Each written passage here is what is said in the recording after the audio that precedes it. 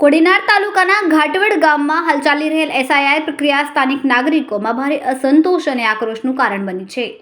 નામમાં વિસંગતતાના આધાર પર ગામમાં અંદાજે 1300 જેટલી નોટિસો ઇસ્યુ કરવામાં આવી છે, પરંતુ આ નોટિસ સાથે સંકળાયેલી સુનાવણી માત્ર એક જ દિવસની તારીખ ફાળવવામાં આવતા લોકોમાં ભારે નારાજગી જોવા મળી રહી છે.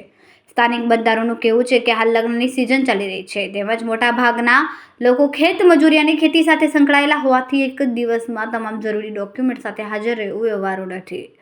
લોકો સ્પષ્ટપણે કહી રહ્યા છે કે તેમને ડોક્યુમેન્ટ રજૂ કરવામાં કોઈ વાંધો નથી, પરંતુ પૂરતો સમય આપવામાં ન આવવો જોઈએ. એક મોટો પ્રશ્ન છે. ગામજનોમાં એ પણ ભય સ્પષ્ટ રીતે વ્યક્ત થઈ રહ્યો કે જો સમયના અભાવને કારણે ડોક્યુમેન્ટ પુરવાર કરવામાં નિષ્ફળ જશે તો અનેક મતદારો તેમના મૂળભૂત લોકશાહી અધિકાર એટલે કે મતાધિકારથી વંચિત રહી જશે. ડોક્યુમેન્ટ છે, ઇરાદો પણ છે, પણ સમય નથી, એવો રોષભર્યો સ્વર ગામમાં સર્વત્ર સંભળાઈ રહ્યો છે. આ સમગ્ર પ્રક્રિયાની એક વધુ ગંભીર અસર શિક્ષણ વ્યવસ્થામાં જોવા મળી રહી છે. સ્થાનિકોના જણાવ્યા અનુસાર વારંવાર એસઆઈઆરની સપ્લિમેન્ટરી કામગીરીના કારણે શાળાઓમાં અભ્યાસ માટેનો સમય ઘટી રહ્યો છે.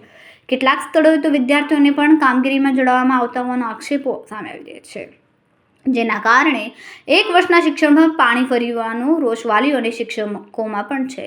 મતદારોનું એક સૂર માંગ છે કે સરકાર અને તંત્ર દ્વારા આ મુદ્દે સંવેદનશીલતા દાખવવામાં આવે, સુનાવણી માટે વધુ દિવસો ફાળવવામાં આવે, નોટિસ મળેલા દરેક નાગરિકોને પૂરતો સમય અને તક આપવામાં આવે, જેથી કોઈ પણ નાગરિક માત્ર પ્રક્રિયાની તાકીદને કારણે પોતાના મતાધિકારથી વંચિત ન રહે.